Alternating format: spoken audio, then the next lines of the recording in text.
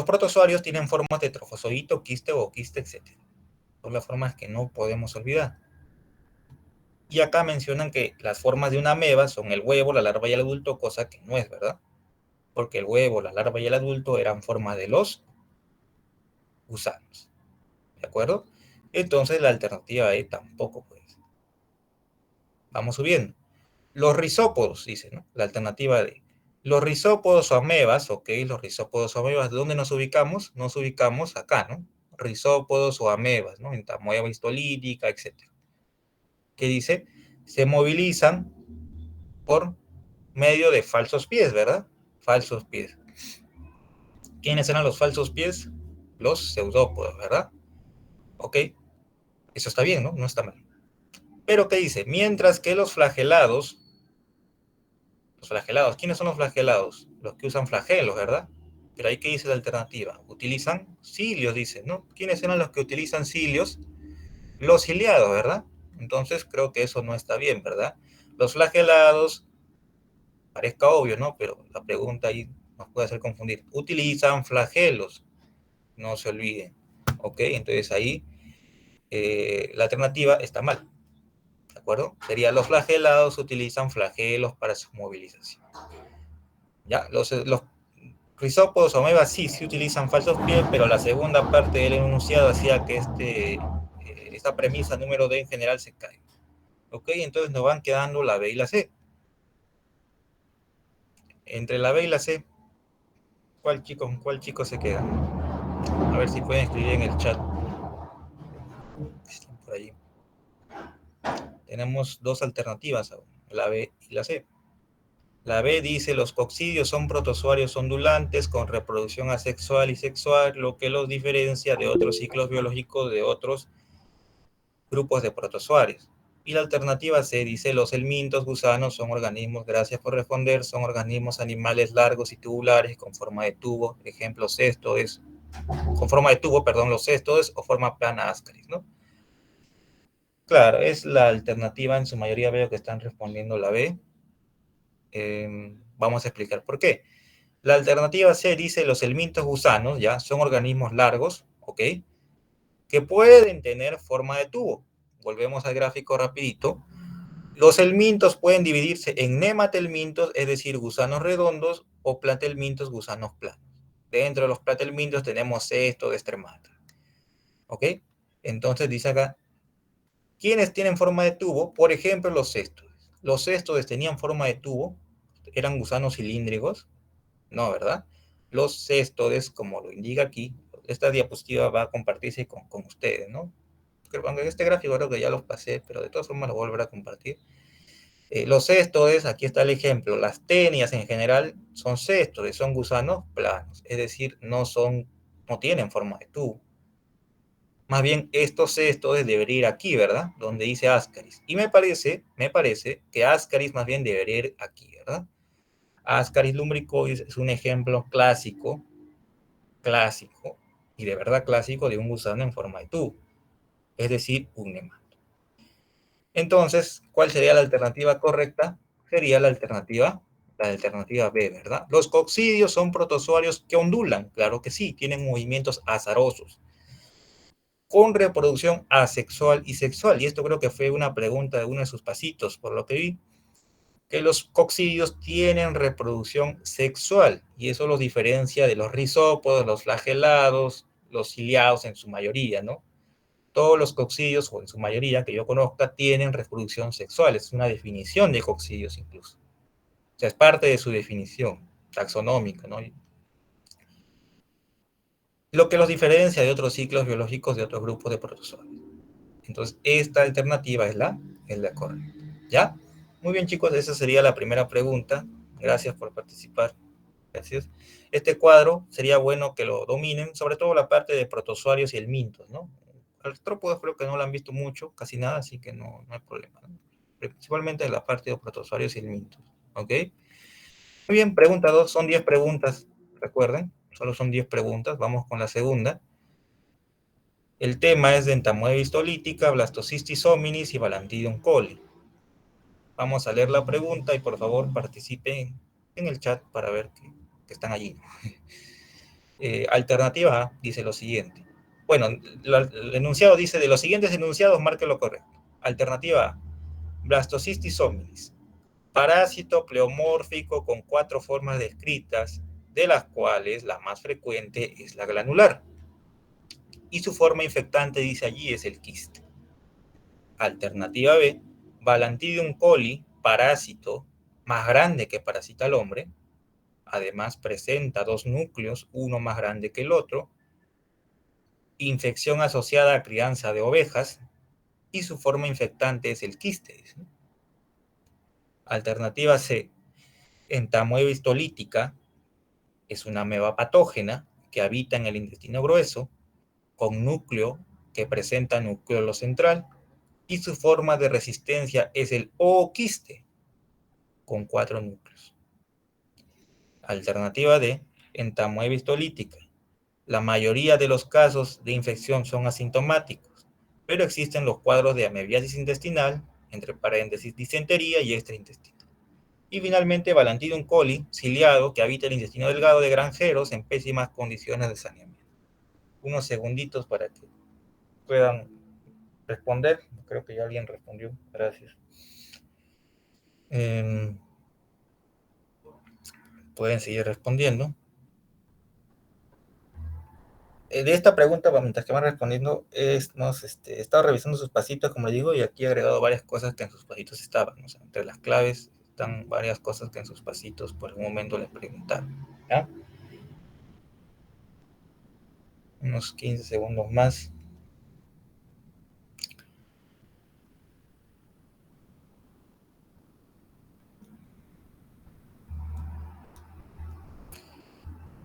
Recuerden que, bueno, aquí estamos hablando, Entamoeba histolítica es una ameba, ¿no? Balantidium hominis es un enigma, en realidad, en la taxonomía.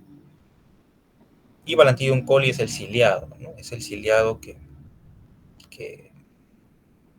el único ciliado que parasita al hombre.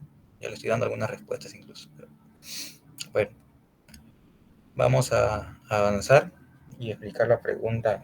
Primero vamos a revisar el tema rapidito. Bueno, entonces acá tenemos a los 3 parásitos que tenemos en mención. Hemos rescatado acá los datos más importantes, no vamos a revisar pues todo el tema de cada uno de ellos, ¿no? En este cuadro hemos tratado de esquematizar lo más importante a manera o con efecto de examen. Bueno, Entamoeba histolítica. Entamoeba histolítica es una ameba, primer concepto. Si es una ameba, se moviliza por medio de ¿qué? Por medio de pseudópodos, no se olvide. Toda ameba es un rizópodo y los rizópodos se movilizan por pseudópodos. Aquí están, ¿no? Estas pequeñas proyecciones, así como gelatina, ¿no? O sea, que se van extendiendo como si fuera un huevo frito, ¿no? Esos son los pseudópodos. ¿Ok? ¿En qué consisten las formas de esta ameba histolítica? Bueno, tiene 2, trofozoito y quiste. ¿Cuáles son las 2 características que quiero que recordemos para el trofozoito perdón, para el trofozoito de entamoeba histolítica? En primer lugar, el dato de los pseudópodos. Claro que sí. En su citoplasma nosotros vamos a encontrar pseudópodos. ¿De acuerdo? Y en su núcleo, ¿qué vamos a encontrar? Vamos a encontrar un nucleolo, miren el gráfico que está, creo yo, claro, ¿no? Este es el núcleo, y miren cómo el nucleolo es esférico también, también que el núcleo, y tiene un nucleolo que está en posición exactamente al centro, ¿no? Exactamente al centro. Ese es el trofozoito de entamoeba histolítica, ¿de acuerdo? Y un datito adicional, a veces, no siempre vamos a encontrar qué cosa, que son estos globitos rojos, ya lo dije, ya, ¿no? Globitos rojos. ¿Qué son estos globitos rojos? Pues glóbulos rojos, ¿no? Son glóbulos rojos, hematíes. ¿Por qué? Porque esta ameba, recuerden, es malvada, ¿no? O sea, se introduce en el organismo y empieza a devorar, empieza a consumir los glóbulos rojos, el organismo. ¿Ya? ¿Ok? Entonces, ese es el trofozoito. Recuerden esos 3 datos. Primero, tiene pseudópodos, tiene un núcleo esférico con núcleo central Y número 3, puede, no siempre, puede encontrarse hematíes, ¿no? Creo que fue una pregunta de su pasito, una imagen con hematíes, ¿no? De una ameba, ¿de acuerdo? Y su forma de resistencia, es decir, cuando las condiciones cambian, cuando no hay alimento, este trofozoito que se estaba comiendo, pues los glóbulos rojos, ¿qué hace? Se vuelve quiste. ¿Qué es lo más importante que quiero que recordemos del quiste? Es que tiene 4 núcleos. Miren, acá están 1, 2, 3, 4. 4 núcleos. ¿De acuerdo? 4 núcleos en un quiste. ¿Por qué es importante esto? Porque hay otra ameba que es Entamoeba coli, ¿no? Entamoeba coli, por eso lo pongo aquí abajo, ¿no? Ojito, como dice, ¿no? Ojito. Diferenciar siempre Entamoeba histolítica de Entamoeba coli. No estoy muy seguro si les puede venir esto, pero por si acaso lo pongo acá abajo, ¿no? Entamoeba coli, en primer lugar, tiene un núcleo excéntrico, un nucleolo, perdón, acá, ¿no? Acá es nucleolo excéntrico. Es decir, el nucleolo que aquí habíamos visto en Entamoeba histolítica, que estaba al centro, en Entamoeba coli, que es otra ameba, aquí no está, sino está, digamos, por acá, ¿no? No sé si se está viendo, está a un ladito, ¿no? Ahí está su nucleolo de Entamoeba coli.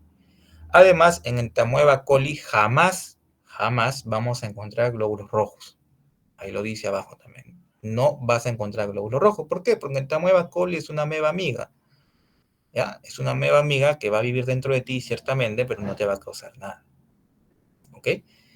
Y el tercer dato, a lo que venía este apunte, es que el quiste de Entamoeba coli tiene hasta 8 núcleos.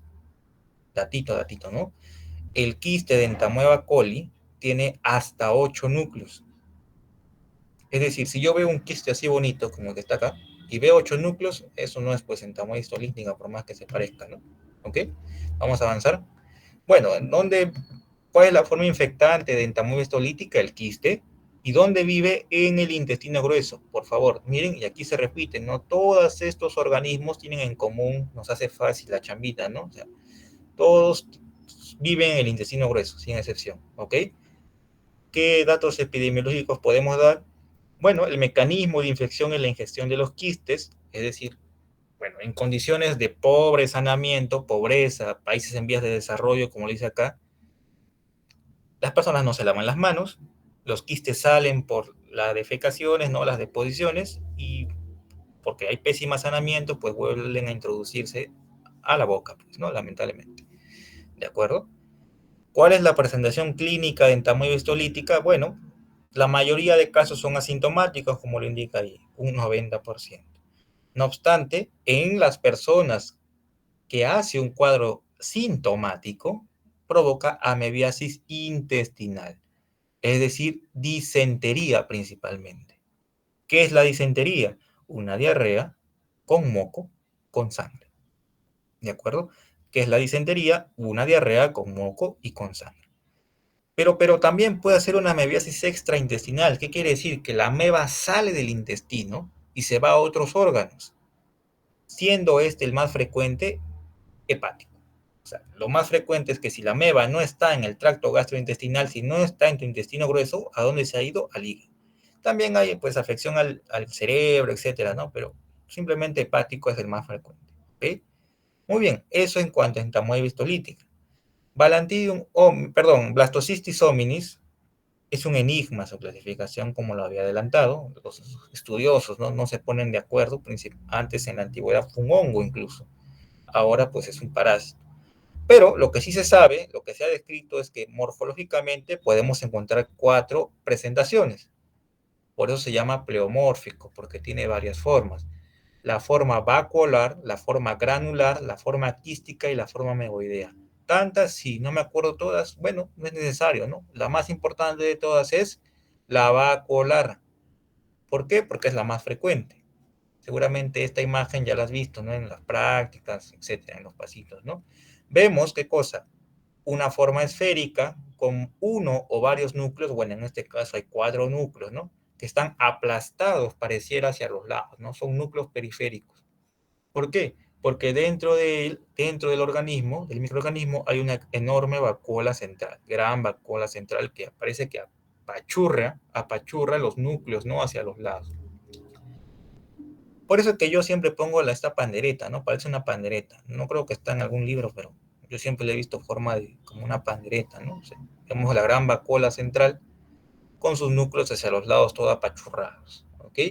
La forma vacuolar es la forma más frecuente de Blastocystis hominis, no se olviden. Su forma infectante es el quiste, habita en el intestino grueso y su mecanismo de infección es la ingestión de quistes, pobreza, inmunosupresión son factores de riesgo importantes, ¿ok? Generalmente también es asintomático, pero si da síntomas, diarrea, náuseas, vómitos pueden presentarse, ¿ok? Recuerden que el principal reservorio es el hombre. Y finalmente, Balantidium coli, recuerden, el datito acá más importante es que es el parásito más grande que parasita al hombre. Pregunta de examen, junto con que es el único parásito ciliado que parasita al hombre, ¿ya? Esos son dos datos de Balantidium coli. El trofozoito, como ustedes lo ven acá, es bastante grande.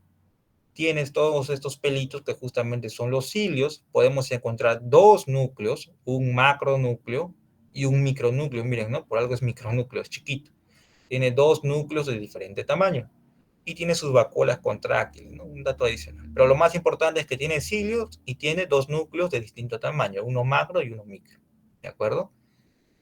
Y el quiste, bueno, en realidad no hay mucho que decir del quiste, solo que tiene doble pared, ¿no? No es necesario, no va a venir esto. El trofozoito sobre todo, ¿no? La forma infectante, eso sí, ¿no? El quiste es, quizás el dato que deben saber del quiste es que es la forma infectante, ¿no? Nada más. Y habita en el intestino grueso también. Mecanismo de infección, ingestión de quistes, ¿no? Que comen los quistes. Y la pregunta, ¿no? También más importante que pueden hacer, yo creo incluso más que el parásito más grande, es que el factor de riesgo más importante es la crianza de cerdos. Granjeros que crían cerdos en pobres condiciones de saneamiento hacen balantidiasis. Por algún motivo a Balantidium coli le gusta vivir en los cerdos, ¿no? ¿De acuerdo? Lo más frecuente es que sea sintomático y, en segundo lugar, la balantidiasis, que es una disentería, ¿no? Diarrea con moco con sangre en granjeros que crían pues, ganado porcino. ¿De acuerdo? Listo. Entonces, en base a eso, volvamos a la pregunta y vamos a ir viendo, ¿no? La alternativa A dice Balantidium hominis, perdón, Blastocystis hominis, me estoy confundiendo por la Blastocystis hominis, parásito pleomórfico, ¿no? Eso es cierto, ¿no? Ya hemos dicho que tiene cuatro formas, y ahí también lo dice, ¿no? Mira, acá está, cuatro formas descritas, de las cuales la más frecuente es la granular, dice, ¿no? ¿Eso era cierto? No, eso no era cierto. ¿Cuál era la forma más frecuente de Blastocystis hominis? La forma vacuolar. Entonces, esa alternativa no es, ¿de acuerdo? Vamos hacia abajo. Balantidium coli, ¿es un ciliado que habita el intestino delgado? No. Recuerden, Blastocystis hominis, entamoeba histolítica y Balantidium coli habitan el intestino grueso. Le hemos puesto todo junto para que sea más fácil de recordarlo. ¿De acuerdo? Entonces, esa alternativa tampoco va. ¿Ok? Entonces nos vamos quedando con B, C o D. Vamos con la letra B. Balantidium coli. Es el parásito más grande que parasita al hombre. Claro, ¿no? Es el datito que dije que recuerde siempre. Presenta dos núcleos, uno más grande que el otro. Claro, el macro y micronúcleo. Infección asociada a crianza de ovejas. ¿Eso es cierto? No. ¿A crianza de vacas? No, tampoco, ¿no? La infección se encuentra asociada, recuerden siempre, a la crianza de cerdos. ¿Ya? Balantidium coli, no sé, pongan una imagen de un cerdo, ¿no? Un cerdo famoso, dibujitos, no sé. Pero acuérdense, Balantidium coli tiene que ir con cerdos. Eso es lo que siempre preguntas, ¿no? Cualquier examen de parasitología. ¿De acuerdo? Entonces nos quedamos con la C y la D.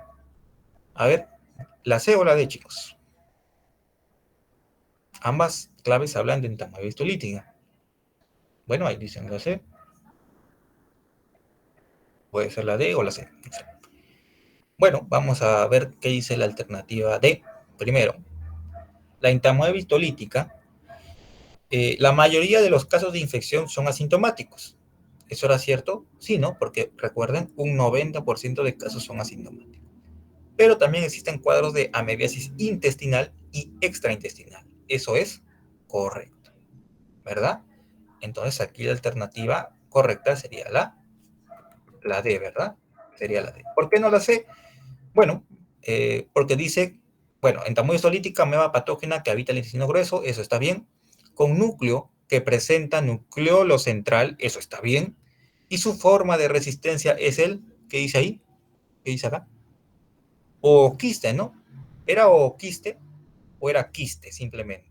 Era quiste nada más, ¿no? ¿Por qué es importante? ¿Por qué puse esto? Para que ustedes tengan en cuenta de que existe el ooquiste y el quiste, o sea, son cosas distintas, no es que los ooquistes sean sinónimos de quiste, ¿ya? Tengan mucho cuidado que en su examen pongan ooquiste y ustedes piensan que es un quiste, ¿no? No es así, es otra cosa, ¿de acuerdo? Muy bien, avanzamos. Pregunta número 3. Son 10 preguntas. El tema es guiar de alamblia. De los siguientes enunciados, marque, miren, marque lo que no es correcto. Marque lo que no es correcto. Alternativa A, Giardia lamblia es un protozoario flagelado entérico común en el humano, cuyos otros nombres son Giardia duodenalis o Giardia intestinalis. Alternativa B, las dos formas son el trofozoito y el quiste. El primero es piriforme, o sea, el trofozoito, ¿no? El trofozoito es piriforme con 4 pares de flagelos y un ducto suctorio, mientras que el quiste es oval con 2 a 4 núcleos. Alternativa C. La presentación clínica clásica es el síndrome de mala absorción intestinal, ya que al habitar el intestino grueso, destruye la superficie de absorción de nutrientes. Alternativa D. La población en riesgo son los niños, y el mecanismo de transmisión es la ingesta de quistes en los alimentos, considerada zoonosis. Y alternativa E, se encuentran, hablamos aquí de Giardia, ¿no? O sea, se encuentran adheridos a la mucosa intestinal por medio del ducto suctor. Entonces damos unos segundos para que si alguien más se anima a responder, lo responda. Gracias por participar. Vamos, 3 preguntas, son 10 chicos. ¿A qué hora podrían? Creo que sí podemos terminar, ¿no? Bueno, veo que hay un consenso, ¿no? Todos dicen la C. Bueno, la mayoría, porque por ahí veo una E o veo una. Bueno, una D por ahí aparece. Bueno, vamos a revisar el tema rapidito. Giardia lamblia, también llamado Giardia intestinalis y Giardia duodenalis. Ya no los vayan a sorprender, ya por si no lo tenían claro. Son 3 nombres. Bueno, el más común y el que se aconseja usar ahora es Giardia lamblia. En la antigüedad se llamaba Giardia intestinalis, Giardia duodenalis, ¿no? Y es muy importante, ¿no? Porque yo pienso que sí deberíamos seguirle llamando Giardia duodenalis al menos, ¿no? Porque ¿dónde queda el duodeno? En el intestino delgado, ¿verdad? Y ahí ya automáticamente te da el dato de dónde habita este parásito. ¿Dónde habita entonces Giardia duodenalis? En el duodeno, pues, ¿no? ¿Y dónde o a qué intestino pertenece el duodeno? Al intestino delgado. Listo. Primera gran diferencia con los 3 parásitos anteriores, con Blastocystis ovnis, con Entamoeba lítica, con Balantidium coli, es que Giardia lamblia habita el intestino delgado y provocan el daño directo. ¿Ok? Es un protozoario flagelado entérico. ¿Qué quiere decir entérico? Pues que habita el intestino, ¿no? Corriente, o sea, común en el ser humano. Dato por ahí importante es que es la parasitosis más frecuente, sobre todo en niños. ¿De acuerdo? Miren, su trofozoito tiene forma de qué? Miren, acá está, ¿no? Bonito, ¿no? Tiene forma de perita, ¿no? Forma piriforme, ¿no? Bueno, vale la redundancia, ¿no? Forma piriforme. ¿Ok? ¿Con qué? Con 4 pares de flagelos. Si nosotros contamos 1, 2, 3, 4, ahí está, no necesito ni explicarlo, ustedes lo pueden ver ahí, ¿no? Además, presenta 2 núcleos, miren, ¿no? 2 núcleos, 2 núcleos. Y además, bueno, en este gráfico no se ve, pero acá lo estamos viendo de arriba al parásito, ¿no? Si lo volteamos, ¿no? Como si fuera un cangrejo, lo dejamos patas arriba, veremos un ducto suctorio ventral, ¿no? Ventral, es decir, que está en su parte inferior, ¿de acuerdo? Y aquí está la imagen que creo que les viene en su pasito, algo así, ¿no? Entonces vemos la forma, claro que no se ve pues bien detalladamente, pero más o menos así se ve la perita, ¿no? Creo que sí, sea algo de coincidencia, ¿no? Bueno, ese es el trofozoito de de Giardia lamblia. ¿Para qué sirve el ducto suctorio ventral? Recuerden, pregunta de examen, para poder adherirse a la mucosa. Es común, pues, esos chuponcitos que ponen en los vidrios, ¿no? Creo que sí, así se llama, ¿no? No recuerdo el nombre exactamente, pero cómo se pega, ¿no? Igualmente, así es la idea, ¿no? O sea, cómo este Giardia lamblia, trofozoito, se pega, se adhiere al intestino delgado, ¿ok? Mientras que su quiste, esta imagen también es de uno de sus pasitos, tiene forma ovalada pequeña, es pequeñito, ¿no? O sea, acá lo hemos agrandado bastante la imagen, es pequeñito. Y dentro de sí tiene 2 a 4 núcleos. ¿De qué va a depender que sean 2 o 4? Es que esté maduro. Mientras tiene menos de 2 o 2, 3, está inmaduro. Cuando tiene 4, es que está maduro. ¿De acuerdo? Eso es lo más importante. Lo demás por ahí pueden leerlo, ¿no? ¿Ok? Eh, ¿Cuál es el factor de riesgo más importante? Pues que sean niños. Ya, los niños son los principales afectados por, es tanto así una enfermedad común relativamente en niños, pues estamos hablando de países en vías de desarrollo, claro está, no niños pues, de países con un buen sistema, ¿no?, de salud, sino niños en pobreza, niños con pobres condiciones de saneamiento, de lavado de manos, etcétera. ¿De acuerdo? ¿Cuál es el mecanismo de infección? La ingestión de los quistes, y puede considerarse en algunos casos una zoonosis. ¿Ya? Eso me parece que estaba en uno de sus pasitos, así que por ahí lo pongo, ¿no? Ahora, ¿cuál es la presentación clínica clásica? El síndrome de mala absorción intestinal. Es decir, el parásito llega al intestino delgado. Recuerden que el intestino delgado está en la superficie de absorción de nutrientes, ¿verdad? Y como empieza a hacer su casa allí, va a empezar a destruir todo a su paso. Y las pobres vellosidades intestinales se van a destruir poco a poco. Por lo tanto, la superficie de absorción disminuye porque se está destruyendo las vellosidades. Y esto, a la larga, crónicamente, va a llevar a que el niño absorba menos los nutrientes, por lo tanto, se va a desnutrir. Bueno, diarrea, malestar, flatulencias, heces grasosas, porque la grasa no se está absorbiendo, dolor abdominal, bueno, etc. Y la mala absorción es de grasas, lactosa, etcétera, ¿no? También. Y todo provoca pues un retardo, una alteración del desarrollo de los niños porque los nutrientes no se están pues absorbiendo adecuadamente. Muy importante acá, ojito, es que la contaminación de los alimentos es uno de los factores pues de transmisión importantes también, ¿ya? Los alimentos deben estar bien pues desinfectados, ¿ok? Listo, eso es la información más importante sobre guiar de alambre. Entonces volvemos a la pregunta y vamos a ir descartando claves. Dice lo incorrecto, ¿no? Alternativa A, bueno, en su mayoría ustedes han dicho que es la C. Vamos a ver, alternativa A, guiar de alambre es un protozoario flagelado entérico común en el humano. Eso creo que era correcto, ¿verdad? Cuyos otros nombres son, bueno, correctos, ¿no? Guerra duodenalis y guerra intestinalis, ok. Vamos con la alternativa E. Se encuentran adheridos a la mucosa intestinal por medio del ducto suctorio. ¿Eso es verdadero? Sí, ¿no? Si hayamos dicho que el ducto suctorio, ubicado, recuerden, en la parte ventral, porque te pueden poner en una pregunta que está en la parte dorsal y eso es falso, ¿ya? Bueno, en la parte ventral le permite al parásito adherirse a la mucosa, ¿no? Como un chuponcito al vidrio, ¿ya?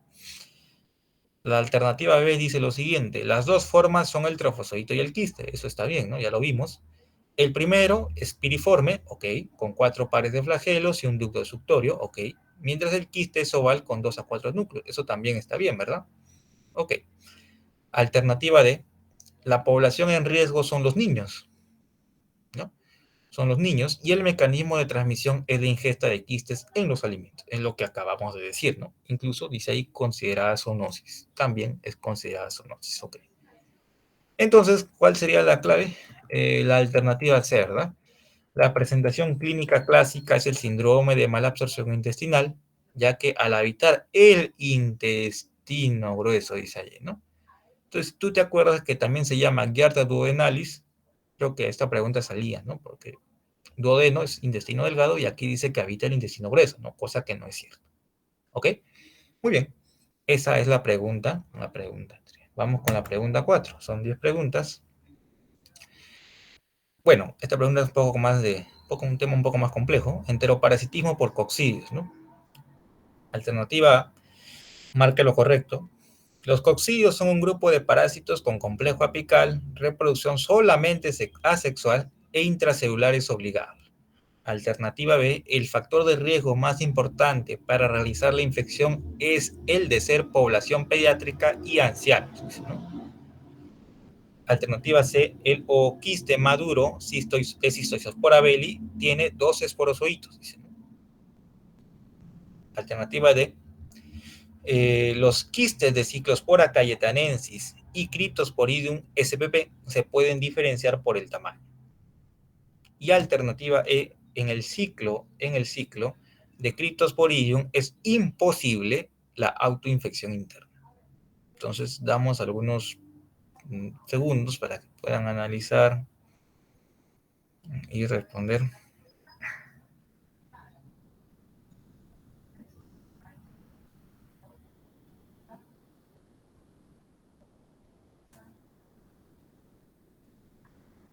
Bueno, este tema de coccidios sí es un poco más complejo, ¿no? Eso sí es cierto. Hay que recordar algunas cosas, algunos a veces trabalenguas, ¿no? Acerca de cómo es la conformación de los coccidios. Pero la importancia de los coccidios está justamente que se puede transmitir mediante los alimentos, ¿no? Entonces, creo que es importante que ustedes lo hayan tomado este tema, ¿no? Lo estudien y lo tengan siempre presente, ¿ok? 10 segundos, por favor, chicos. Han respondido solamente dos personas, ¿no? Solamente dos personas. Bueno, sí es un tema un poco más complejo.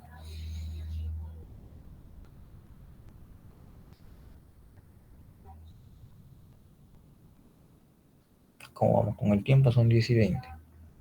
Bueno, vamos a avanzar. Bueno, sí es un tema más complejo, claro está. Schistosospora belli, Cryptosporidium spp y Cyclospora cayetanensis. Rápidamente, miren acá. Lo que yo quiero que recuerde siempre para motivos de examen es el ooquiste. ¿Por qué? Porque la forma infectante, lo adelanto, la forma infectante de los tres parásitos es el ooquiste. Recuerden que es ooquiste con doble O, no ooquiste. Y otra cosa en común, los tres parasitan el intestino delgado. Hasta ahí creo que está sencillo, ¿no? Forma infectante de los tres, ooquiste, y parasita el intestino delgado. ¿De acuerdo? ¿Qué más? Otra cosa. El factor de riesgo más importante, y esto siempre me gusta repetirlo, el factor de riesgo más importante para los tres parásitos es el de la inmunosupresión. Algunas condiciones como VIH en estadio SIDA, algunas enfermedades que disminuyen otras enfermedades, ¿no? Etcétera. Y luego, en segundo lugar, pues los extremos de la vida, es decir, los niños y ancianos. Pero por favor, el factor de riesgo más importante es el de la inmunosupresión. ¿Ok? ¿Cuál es la clínica característica de los tres parásitos? Porque los tres se parecen bastante. Lo único en lo que se diferencian es la parte de morfología. Pero de ahí la clínica es lo mismo también. En una persona inmunocompetente, es decir, que tiene sus defensas ok, no pasa nada. Son asintomáticos en los tres casos. En algunos casitos puede haber, como dice acá, una diarrea acuosa autolimitada. Es decir, que, bueno, una diarrea que nos puede dar 1 o 2 días, ¿no? Cualquiera de nosotros, y de ahí pasa, ¿no? No pasa nada.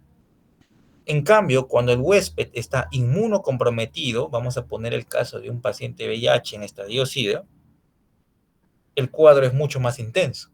Puede haber dolor abdominal severo, diarreas acuosas que no cesan a pesar del tratamiento, fiebre, eosinofilia en el caso de Schistosospora belli. En el caso de Cryptosporidium también, ¿no? O sea, lo mismo, dolor abdominal severo, pero con mayor intensidad, duración. Y lo importante de Cryptosporidium SBP es que puede diseminarse extraintestinalmente, así como lo hacía en tamoebistolítica, que lo hacía el hígado, ¿recuerdas? El datito aquí datero, ¿no? Este es el de pulmón, ¿ya? Aunque no creo que venga, pero por si acaso, ¿no? O sea, nunca está de más. La diseminación extraintestinal de Cryptosporidium es al pulmón, ¿de acuerdo? Bueno, Cyclospora cayetanensis igual, ¿no? O sea, lo más frecuente es asintomático, pero si es un paciente VIH estadio SIDA, puede hacer una diarrea acuosa pues de gran volumen. ¿De acuerdo? Ahora sí, dicho eso, vamos a la parte más importante, que es la morfología. Recuerden, estos tres gráficos, perdón, son ooquistes. son ooquistes, ¿de acuerdo? Los tres se llaman ooquistes. La diferencia es cómo están conformados, y aquí está claro, ¿no? Dice, el ooquiste maduro de Schistoisospora belli contiene dos esporoquistes. ¿Qué son los esporoquistes? Son estas cosas moradas que vemos acá. ¿Ya? Vemos claramente que son dos esporoquistes, y cada esporoquiste, miren, lo he dibujado yo para que quede claro, ¿no? ¿Cuántos esporozoitos ves adentro de cada esporoquiste? Cuatro. Estas hilachitas que parecen bananitas, ¿no? Media lunas, no sé, se llaman esporozoitos, recuerda. Se llaman esporozoitos. Entonces, el ooquiste maduro de Schistoisospora belli tiene dos esporoquistes y cada uno de ellos contiene cuatro esporozoitos, y ahí está el dibujo para que te acuerdes. ¿De acuerdo? Ese es el ooquiste de Schistoisospora belli. Por su parte, Cryptosporidium spp. Miren, ya no hay una capa externa, no, de frente solamente hay un ooquiste, aquí ya vamos a cambiar, ¿no? El dibujo quizás debió ser azul, ¿no? Pero este es el ooquiste, y dentro de él contiene cosas de frente, cuatro esporozoitos, ¿ya? Este ooquiste de frente sin ningún esporoquiste, etcétera. De frente adentro de él hay cuatro esporozoitos. Se acabó. Más simple, ¿no? Menos complejo. Y en el caso de Cyclospora cayetanensis, aquí se vuelve a complicar un poquito. ¿Por qué? Porque el ooquiste tiene dentro de sí dos esporoquistes, que son estas dos, pues, medio óvalos, ¿no? Óvalos rosados. Y dentro de cada esporoquiste contiene, pues, dos esporozoitos. Cada esporoquiste contiene dos esporozoitos. Sé que es complejo, sé que hay un poquito ahí de memoria que utilizar, pero sí se puede, ¿no? Ahí están resaltados para que ustedes lo tengan en cuenta, ¿ya? Y el dibujo. Datitos adicionales. Cryptosporidium spp y Cyclospora cayetanensis, si nosotros lo vemos al microscopio, se parecen bastante. Ya hay que ser sinceros, se parece bastante. ¿Cómo lo diferenciamos? Una forma es por el tamaño. Miren esta imagen. Bueno, acá hubiera sido ideal que la imagen esté al revés, ¿no? Pero Cyclospora es más grande de por sí que, miren, Cryptosporidium. Es casi el doble, triple de grande, ¿no? ¿De acuerdo? Recuerden eso. Cyclospora es más grande, incluso fue una pregunta de uno de sus pasitos, ¿no? O sea, Cyclospora cayetanensis y Cryptosporidium spp se pueden diferenciar por el tamaño. ¿Quién es más grande? Recuerden, Cyclospora. Ya, Cyclospora es más grande, ahí está clarito, ¿ya? Y el otro dato que no puedes olvidar, bueno, uno de los dos datos adicionales que te voy a decir, es que Cyclospora cayetanensis tiene estos famosos, vamos a acercar, porque esto también puede ser pregunta, y para su examen práctico se van a dar también, de estos círculos vacíos, ¿no? Círculos vacíos. Miren acá.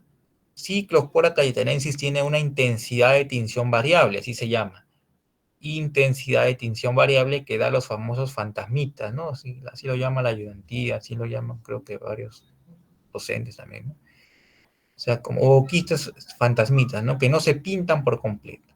En cambio, Cryptosporidium spp, en teoría, siempre se debería pintar, cosa que no pasa, pero en teoría esto siempre se debería pintar y esto no. ¿Ya? Por eso acá dice tinción, ojito, ojito acá, tinción de intensidad variable fantasma, ¿no? En Cyclospora cayetanensis. Y de Cryptosporidium no te olvides que puede hacer un ciclo de autoinfección interna. ¿Ya?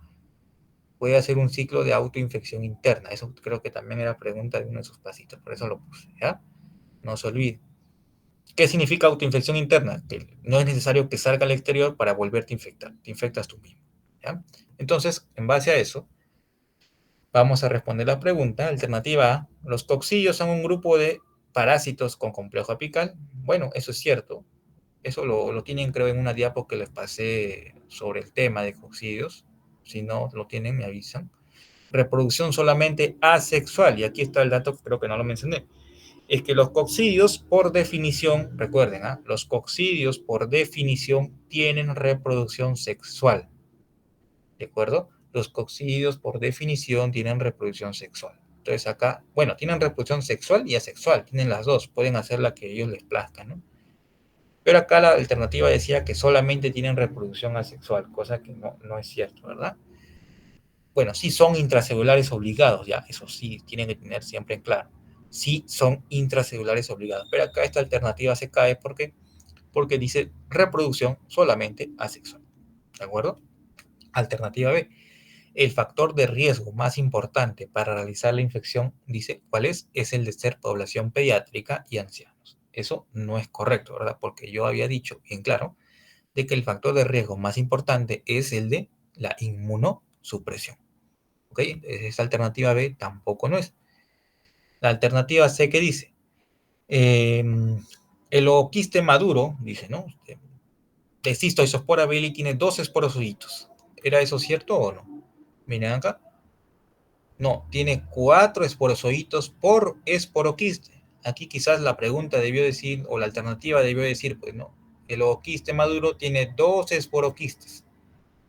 Allí sí era cierto, pero en este caso, cuidado que les confundan allí con los términos, ¿no? Esporoquiste y esporozoito, ténganlo bien en claro, ya la diferencia. La alternativa E que dice, en el ciclo de Cryptosporidium es imposible la autoinfección interna. Eso no es cierto, ¿verdad? ¿Por qué? Porque habíamos dicho todo lo contrario. ¿Ya? No se olviden de que Cryptosporidium puede tener, o no es que, bueno, puede, ¿no? No siempre, pero puede tener autoinfección interna. Es decir, no requiere el parásito salir de tu cuerpo para infectarte nuevamente. Sin salir, te infectas nuevamente. Es algo que no vamos a detallar ahora. Y la alternativa D, pues que evidentemente era la correcta, dice los quistes de Cyclospora cayetanensis y Cryptosporidium spp se pueden diferenciar por el tamaño. ¿De acuerdo? ¿Cuál era la más grande? A ver en el chat. ¿Cuál era más grande? ¿Ciclospora o Cryptosporidium? No, que no estamos hablando de Belli. Mucho cuidado, acá estamos hablando de Ciclospora y Cryptosporidium. Si se supone aquí la dejamos de ladito un rato. Claro, ¿no? Ciclospora. Aquí en esta imagen claramente está que Ciclospora es más grande que Cryptosporidium, ¿no? Vean la imagen cuando les pase el PPT y métanlo en la cabecita, ¿no? O sea, la imagen. Para que no tengan que memorizar, vean la imagen y con eso se acuerdan. ¿Ya? Bueno, pasamos, avanzamos. El tema de enfermedades metaxénicas. Antes de leer las alternativas, ¿qué es una enfermedad metaxénica?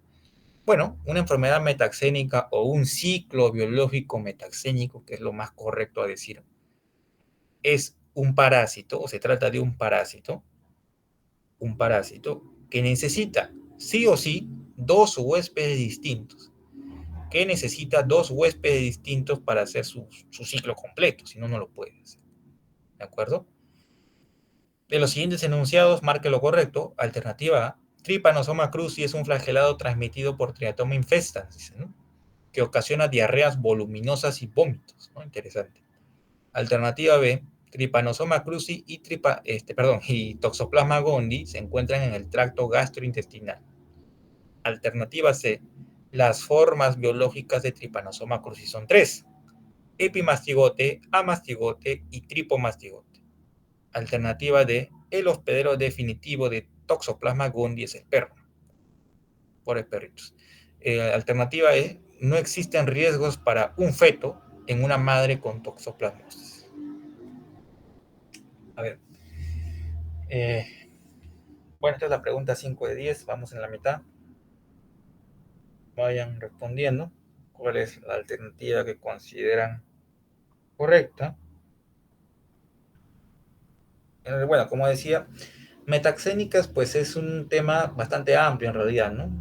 Muy amplio de parasitología, quizás es uno de los más complejos. Aquí solo hemos visto, bueno, he visto que han revisado principalmente Trypanosoma cruzi y Toxoplasma gondii en su sílabo, ¿no? O sea, porque son creo que los dos parásitos que tienen relación con la vía oral, ¿no? Creo que a ustedes les compete más. Así que vamos a ver mientras siguen respondiendo unos 10 segundos más, un par de respuestas más para poder continuar sobre cómo es el asunto con Trypanosoma cruzi y Toxoplasma gondii. ¿Ya? A ver un par de respuestas más, por favor.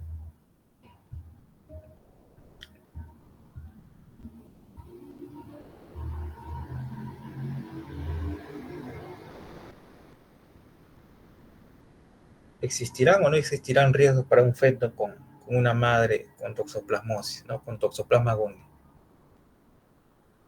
Es una pregunta interesante, ¿no?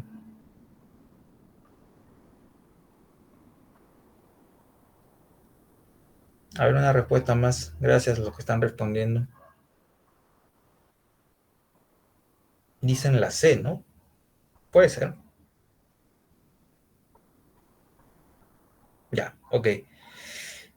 Bueno, avanzamos en aras del tiempo. Tenemos dos parásitos, ¿no? Trypanosoma cruzi y Toxoplasma gondii. En primer lugar, recuerden de que Trypanosoma cruzi es un flagelado. Acá claro está. ¿Qué quiere decir que es un flagelado? Que tiene flagelos, ¿no? Y miren estos dibujitos. Sí, ¿no? Tiene flagelo. En cambio, Toxoplasma gondii es un coccidio. Que era un coccidio, es decir, que ondula, ¿verdad? Tiene un movimiento azaroso. Mira, acá está, ¿no? Aquí están los coccidios. Y otra cosa, ambos tienen en común el hecho de que son histoparásitos. Datito, son histoparásitos. Es decir, ellos se van a ubicar en los tejidos. O sea, esto es algo quizás muy general, suena algo muy general, ¿no? Pero, ¿por qué hago esta distinción? Porque no son enteroparásitos. Justamente una de las alternativas, y las voy descartando de una vez, decía que Trypanosoma cruzi y Toxoplasma gondii se encuentran en el tracto gastrointestinal, cosa que no es cierto. ¿Ok? ¿Por qué? Porque son histoparásitos. El concepto de histoparásito te indica de que se encuentran en cualquier lugar menos en el tracto gastrointestinal.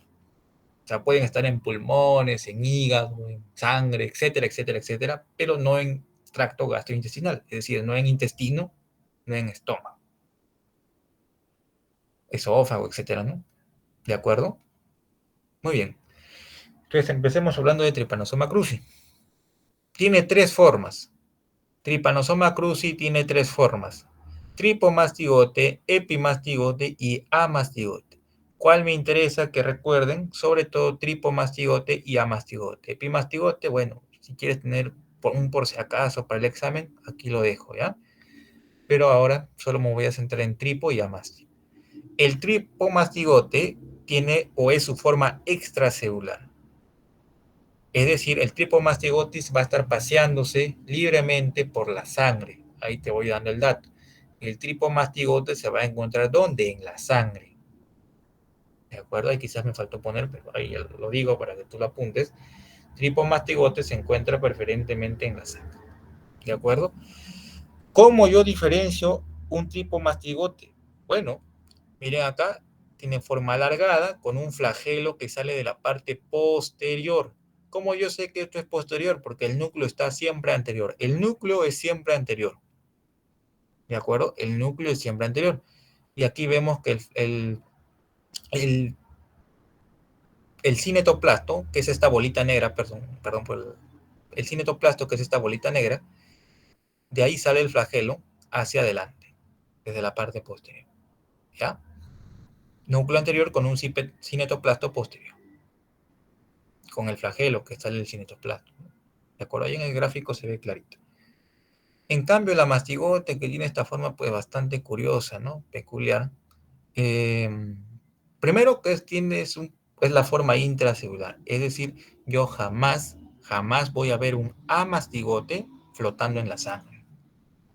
¿Por qué? Porque por definición, si el amastigote no está dentro de una célula, se muere.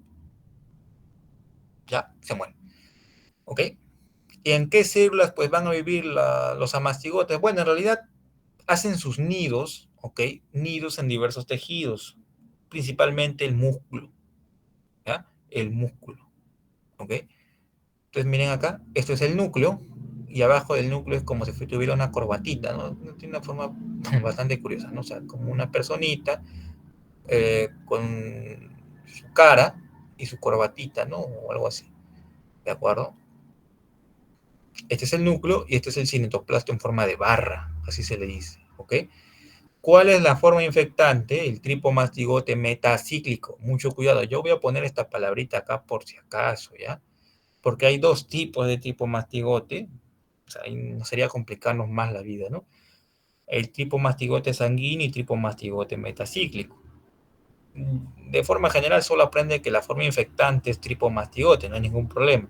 Pero por si acaso dejo ahí que exactamente es el tripomastigote metracíclico, ya acá se me pasó una doble C, ¿ya? La vía de infección es la cutánea, es decir, el parásito no lo vas a consumir, sino van a picarte. ¿Y quién te va a picar? ¿Quién te va a picar? El Triatoma infestans. El Triatoma infestans, que es como una especie de escarabajo escurridizo que se oculta pues en los adobes, en las pajas, ¿no? En los henos de las granjas, ¿no? Pues que esta es una enfermedad principalmente del campo, ¿de acuerdo? Justamente de Arequipa. La Arequipa es pues, la región más que tiene más, ¿no? Tripanosomiasis es el nombre de la enfermedad, ¿de acuerdo? Pero su nombre más común, el que todos lo conocen, su nombre de pila es la enfermedad de Chagas, ¿no? Del doctor Chagas, donde de forma simple tenemos signos de entrada. ¿Qué quiere decir esto? Lo que pasa es que el Triatoma infestan es un escarabajo que sale de noche, ¿no? Recuerda eso. Si tú estás en el campo, te vas a dormir, llega el Triatoma infestan y te pica el ojo, digamos, ¿no? O sea, bueno, el párpado, ¿no? Etcétera. Entonces, lo que hace este bandido es que te pica y no se contenta con eso, sino que va y sobre la herida que te ha hecho, sobre la herida que te ha hecho al picarte, este escarabajo, va a hacer sus deposiciones, ¿no? O sea, no se contenta con solo picar. Y en esas deposiciones está el parásito, está el tripomastigote metacíclico. Y van a ingresar por vía cutánea hacia tu sangre. ¿De acuerdo? Cuando te pica el ojo, cuando te pica el párpado, perdón, el triatoma infestans, se hace un enorme hinchazón, ¿no? Pueden buscar signo de Romaña, quizás en Google, o quizás ya lo saben qué es, pero es una tremenda hinchazón en el ojo, ¿de acuerdo? Pero lo más importante que recuerden es que en su fase aguda de la enfermedad es asintomática, totalmente, ¿ya? O sea, nadie se entera que te ha picado el escarabajo ¿no? Por mucho tiempo. En algunos casos puede ser fiebre, ¿no? Linfadenopatías, etcétera, todo lo que dice ahí. Y en su fase crónica, es decir, uno puede estar con enfermedad de Chagas sin saberlo, uno puede estar con el parásito dentro sin saberlo por años, décadas, hasta que en algún momento te mueres, muerte súbita, MS, ¿no? La tripanosomiasis es una causa importante de muerte súbita, infecciosa, claro está, ¿no? Infecciosa, porque el parásito llega a tu corazón y como dijimos que forma nidos en los tejidos, sobre todo musculares, empieza a destruir el corazón, ¿no? Y te provoca muerte súbita, ¿de acuerdo? Por su lado, Toxoplasma gondii tiene solamente dos formas, bueno, una tercera entre comillas, el trofozoito, que es alargado y semilunar como lo vemos acá, y el ooquiste, mucho cuidado ahí, pregunta de examen, tiene dos esporoquistes con cuatro esporozoitos cada uno. Otra vez tengo que memorizar esto, sí, pues lamentablemente a veces hay que memorizar. Pero ahí lo dejo el grafiquito, ¿no? Para que te ayude a acordarte. Miren, dos esporoquistes y miren cuántos esporozoitos tiene cada uno, cuatro, ¿no? Cuatro. ¿De acuerdo? ¿Y qué es el quiste? Bueno, el quiste en realidad no es una forma del parásito, sino son varios ooquistes juntos, ¿no? Perdón, son varios trofozoitos juntos, ¿de acuerdo? El quiste son varios trofozoitos juntos que se han ido a dormir, ¿no? Se han echado la siesta en algún músculo de tu cuerpo, ¿de acuerdo? En algún músculo de tu cuerpo se han ido a dormir y ahí se quedan pues hasta que sientan que es la hora de despertar, ¿no? ¿Ya?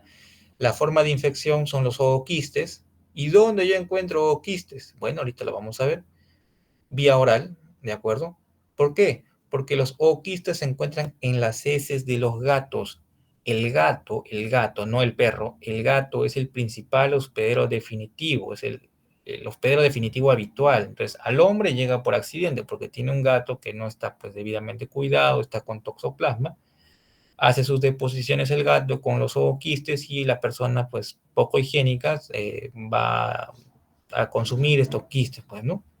Estos ooquistes, perdón, estos ooquistes, ¿de acuerdo? ¿Qué es la toxoplasmosis? En realidad es una enfermedad sintomática también. En algunos casos pueden haber manifestaciones porque los quistes se encuentran en el corazón, en el cerebro, etcétera. Sobre todo en personas inmunosuprimidas, creo que no lo dice allí, ¿no? Pero considera.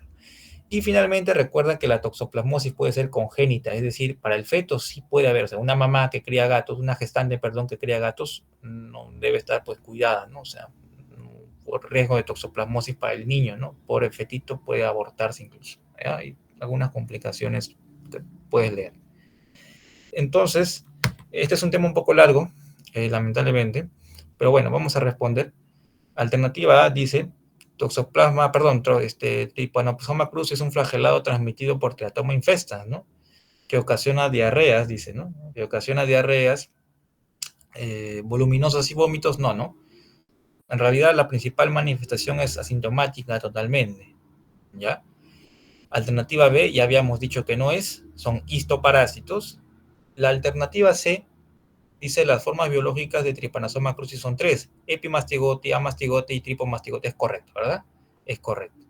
Esa era la clave. ¿Ya? Lo otro, pues, es el gato, ¿verdad? La alternativa D debería decir gato. Recuerden, Toxoplasma gondii, relacionenlo siempre con gatos. Y sí existen riesgos, como ya lo mencionamos, para una gestante con toxoplasmosis. ¿Ya? Avanzamos. Bueno, pregunta 6 de 10, ya más de la mitad. Nemátodos, ¿no? Marque la clave que corresponda. Quizás aquí vamos a hacer un poco más rápidos por el tiempo. Ascaris lumbricoides es el gusano. El punto 1 dice: Ascaris lumbricoides es el gusano cilíndrico más grande que parasita al hombre. ¿Ok? ¿Eso es verdadero o falso? No lo sé. El ciclo de Lowe consiste en el paso de las larvas de nemátodos por los alvéolos pulmonares. Bueno, la forma del gusano adulto de Trichuris trichuri es totalmente cilíndrica y en el adulto Ascaris lumbricoides tiene forma de látigo. El siguiente punto, los huevos de los geohelmintos requieren un tiempo de maduración en la superficie. Y la alternativa última dice, los huevos de Enterobius vermicularis tienen forma característica de D. A ver si alguien se anima a responder al menos una respuesta. Sí, esta es una pregunta un poco más difícil, aunque el tema es más sencillo que la anterior, pero la pregunta está larga.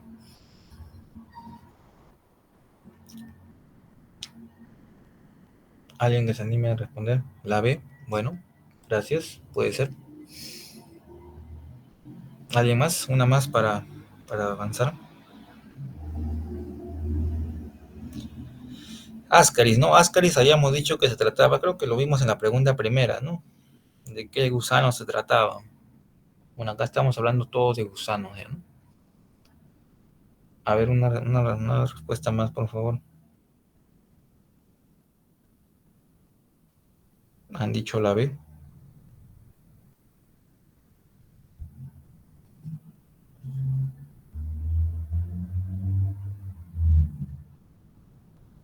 Ya, la B dicen. Bueno, vamos a ver si es cierto. Bueno, esto lo vamos a hacer sencillo. Ascaris lumbricoides, primero, lo que deben recordar siempre es que es el nemátodo más grande que parasita al hombre. Y acá está y lo voy a resaltar. ¿Ya? ¿Qué eran los nemátodos? Eran gusanos cilíndricos, ¿verdad? No se olviden. ¿Ya? No se olviden, acá está. Es el nemátodo más grande que parasita al hombre. ¿Ya? Es el nemátodo más grande que parasita al hombre. Los adultos son gusanos cilíndricos, recuerden eso, pero recuerden más que tienen dimorfismo sexual. Esto es pregunta de examen. ¿Ya? Todos estos tres gusanos, en realidad todos los gusanos tienen dimorfismo sexual. La hembra, y aquí en este cuadro está clarito, ¿no? La hembra es más grande que el macho, siempre, ¿ya? Color blanco, etcétera. Y bueno, estos datos son menos importantes, ¿ya? Lo pongo ahí para que lo puedan revisar. El huevo. El huevo de Ascaris lumbricoides, no se olviden de que puede ser fertilizado o no fertilizado. ¿Cómo yo reconozco que se trata de un huevo fertilizado? Se trata de un huevo mamelonado. Esta palabrita me causa siempre curiosidad, yo nunca la he entendido, pero siempre lo ponen, ¿no? Y es pregunta de examen, claro que sí, ¿no? Un huevo fertilizado tiene característica mamelonada.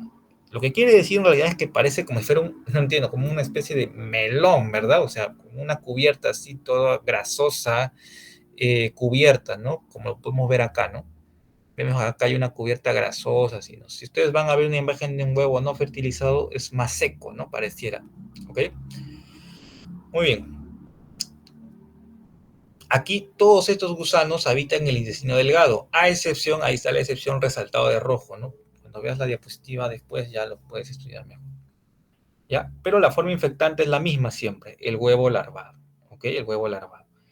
El mecanismo de infección es la ingestión de huevos y es un geohelminto. ¿Qué quiere decir que sea un geohelminto? Un geohelminto, por definición, bueno, geo quiere decir tierra, ¿verdad? Tierra. Es un helminto de tierra. La definición de geohelminto dice que necesita, sí o sí, pasar siempre por la tierra. Todos los huevos de los geohelmintos necesitan sí o sí pasar por la tierra. ¿Qué pasa si no pasan por la tierra? Simplemente, así te coman los huevos, miles de huevos, no te va a pasar nada. ¿Por qué? Porque esos huevos no están maduros. Para que el huevo madure un gelmindo, tiene que pasar por la tierra, sí o sí. ¿Y cuánto es pasar por la tierra? Pues horas en la tierra, pues no, o sea, no es que llegue a la tierra y ya toque, no, se necesita un proceso de maduración en la tierra. ¿De acuerdo? ¿Qué clínica me va a dar? Bueno, aquí yo tengo que hacer el acápite de que este parásito hace ciclo de Lobos. No voy a explicar todo el ciclo de Lobos, solo quiero que recuerdes que el ciclo de Lobos consiste en que las larvas, por algún motivo, se las van a ingeniar para llegar a los pulmones. Raro, ¿no? O sea, ¿cómo del tracto gastrointestinal llegan a los pulmones? No lo sé. Bueno, sí lo sé, pero no lo vamos a detallar por el tiempo, ¿no? Eh, y por eso, miren acá dice, las larvas hacen el síndrome de Loeffler. ¿Qué es el síndrome de Loeffler? Bueno, esa es pregunta de examen. Eh, Edematizan los alvéolos pulmonares. Los alvéolos pulmonares se encuentran llenos de agua, de sangre, porque las larvas están pasando, están destruyendo por allí. ¿Por qué? Porque están haciendo el ciclo del doctor Lobos, ¿no? ¿De acuerdo? Y los adultos, bueno, quizás lo más importante para lo que les compete a ustedes, eh, puede causar desnutrición a largo plazo porque este parásito va a estar pues, en los intestinos, es grande y necesita bastante alimento, entonces va a ir absorbiendo, perdón, quitándole los nutrientes al organismo que deberían ser absorbidos. ¿De acuerdo? Entonces los niños, sobre todo con ascariasis, van a ser niños bastante desnutridos. ¿Ok? Muy bien, trichuris trichura, yo quiero solamente que recuerdes de que los adultos tienen la forma característica del látigo. Esto no se te puede pasar. Y allí está la imagen, ¿no? Parece un látigo, ¿ya? Una parte más gruesa y termina con una parte más delgadita, ¿de acuerdo? Y tampoco se te puede pasar la forma característica de los huevos, ¿no? Algunos dicen como balón, ¿no? Balón de fútbol americano, barril. La verdad no le veo la forma a ninguno de los dos. Quizás de fútbol americano sí, ¿no? Pero por favor mira la imagen porque esto es pregunta de, perdón, ¿qué dice? ¿Qué dice? ¿Qué dice? A ver, creo que, a ver, se está viendo, ¿no? No se está viendo. Se ve, ¿no? Como que abajo está saliendo lo que estoy diciendo, creo. Ya lo arreglé, perdón. Ya, la forma característica de los huevos no, pues no te puede pasar. Ya, dos barriles, dos tapones mucosos, perdón, ¿no? La forma que describen usualmente pues, en los libros, ¿no? Acá está. ¿De acuerdo? Muy bien, vamos a avanzar. Esto sí, intestino grueso. Recuerda, trichuris, trichura y intestino grueso. Ahí está resaltado para que no se te pase. A veces también puede ser pues, motivo de pregunta. Acá es lo mismo. La infección clínica es generalmente asintomática. Es en realidad lo mismo, ¿no? Salvo que aquí no hay síndrome de Loeffler. Ojo, ojo. Trichuris, trichura no hace ciclo de Lobos. Y quizás te doy el dato de una vez, ¿no? Por si acaso. ¿Qué parásitos hacen ciclo de Lobos? Apúntalo ahí en un papelito si me estás escuchando. Quizás ya te has ido a cenar, ¿no? Tres parásitos. Ascaris lumbricoides, Strongyloides coralis y las uncinarias. ¿Ya? ¿Quiénes hacen ciclo de Lobos? Lo repito. Ascaris lumbricoides, Strongyloides coralis y las uncinarias. Son los únicos tres nemátodos gusanos que vamos a ver acá que hacen ciclo de Lobos. O sea, ese pasaje por los pulmones que habíamos dicho. Los demás no. ¿Ya? Entonces, Trichuris trichura, Enterobius no hacen ciclo de Lobos. ¿Ya?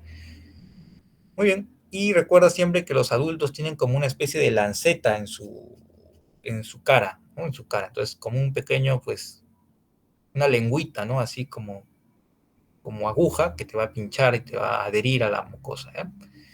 Enterobius vermiculares, por su parte, son gusanos. Miren, ni siquiera se ven, creo, ¿no? O sea, son bastante pequeños, ¿no? a comparación de estas cosotas de acá, ¿no? O sea, Enterobius vermicularis, primero que es un gusano pequeño, es el gusano punta de aguja, pinworm, creo que le llaman, ¿no? En inglés. Miren esta aguja que tiene en su final, ¿no? Ahí lo ven, pueden ver en la imagen.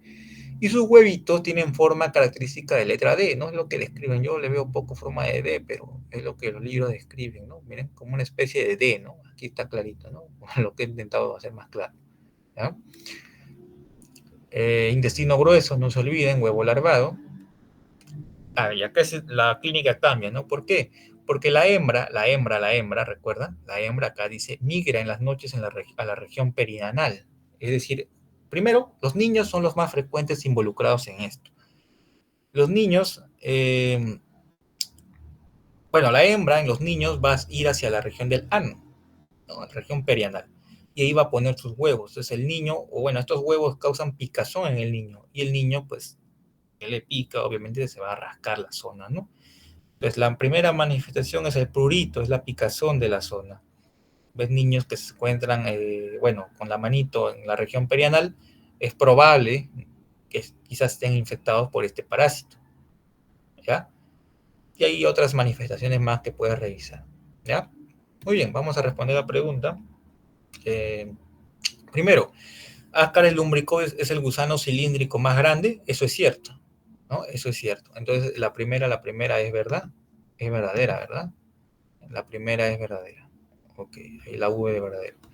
El ciclo de Lowes, dice, ¿no? El ciclo de Lowes consiste en el paso de las larvas por los alvéolos pulmonares, que hayamos dicho que sí, ¿verdad? Que sí. Recuerda, ¿quiénes hacen ciclo de Lowes? Lo digo por última vez. Ascaris lumbricoides, por si no lo apuntaste. Ascaris lumbricoides, Strongyloides estercoralis y las uncinares. Ya, no te olvides. La forma del gusano adulto de Trichuris trichura es totalmente cilíndrica. No, ¿no? Que hayamos dicho, mira esta forma de látigo, ¿no? Y el adulto de Ascaris lumbricoides, forma de látigo, más bien es al revés, ¿no? O sea, el gusano totalmente cilíndrico es Ascaris lumbricoides, ¿ya? Y el de forma de látigo, ¿cuál es? Es la Trichuris trichuria, ¿no? Perdón, ¿dónde está esto? Acá está. Entonces, esto es falso, sería al revés, ¿no? ¿Ok? Sería al revés. Los huevos de los geovelmintos requieren un tiempo de maduración en la superficie. Habíamos dicho que sí, ¿verdad? Esto es verdadero. Y los huevos de Enterobius vermicularis tienen forma de D. Eso también es verdadero. Por lo tanto, ¿cuál es la alternativa correcta? La C, ¿verdad? ¿Listo? Pasamos a la siguiente pregunta. Llevamos 7 preguntas, son 10 nada más. Marque lo correcto. Las uncinarias son Ancylostoma duodenale y Necatur americanus y habitan en el intestino grueso. Bueno, alternativa B, es posible distinguir las especies de uncinarias observando sus huevos. Alternativa C, la forma infectante de Strongyloides estercoralis es el huevo larvado. Alternativa D, Strongyloides estercoralis parasita el intestino grueso. Alternativa E, Toxocara canis es un nemátodo que tiene al perro como huésped habitual y cuando llega el humano se interrumpe su ciclo evolutivo. Marca lo correcto. A ver, algunos segundos. Vamos a ver si lo terminamos en media hora más todo, que no sea muy tarde. Bueno, ya quizás es tarde, ¿no?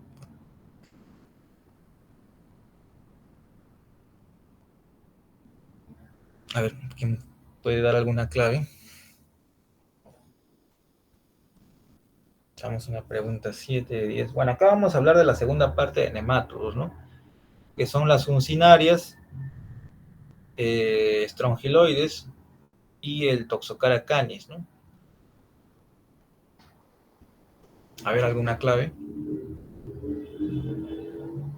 La A, ok. Gracias. La A, ¿no? La E, dicen por ahí, los opuestos, ¿no? La A y la E. Bueno, vamos a ver cuál es. Una más para continuar.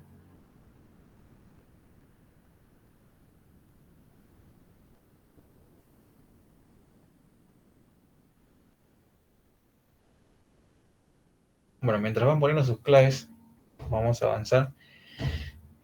Uncinarias. Uncinarias en realidad son dos gusanos, ¿no? Ancylostoma duodenale, como dice acá. Ancylostoma duodenale y Necator americani, ¿no? Son dos gusanos distintos, ya no son lo mismo, por si acaso. No podemos hablar de todas las diferencias porque se nos va la hora, pero lo que quiero que recuerden es que en los adultos las diferencias son la cápsula bucal y la bolsa copulatriz. Yo solo voy a centrarme en la cápsula bucal ahorita. Miren esto, miren esto. Vamos a acercar. Quizás en práctica ya lo han visto, ¿no? Recuerden, esto es un ancilostoma duodenale y esto es un Necator americano. Vean la diferencia que hay en su boca, en la cápsula bucal. Ancilostoma duodenale tiene dos pares de dientes, ¿no? Filosos, mira acá, ¿no? Parece un vampirito, ¿no? En cambio, Necator americanus no, mira, no tiene, más bien tiene disque placas, ¿no? Así se le llama, placas dentadas, ¿no? ¿De acuerdo? Y otra cosa, mira los huevos. ¿Los huevos también serán distintos? No. Los huevos son indistinguibles, pregunta de examen. Pregunta de examen. Los huevos de las uncinarias no se pueden diferenciar. O sea, yo no puedo decir que este huevo es de ancilostoma o es de Necator. No puedo. No puedo, no puedo. Simplemente el huevo es ese y el huevo es igualito para las dos. ¿Ya?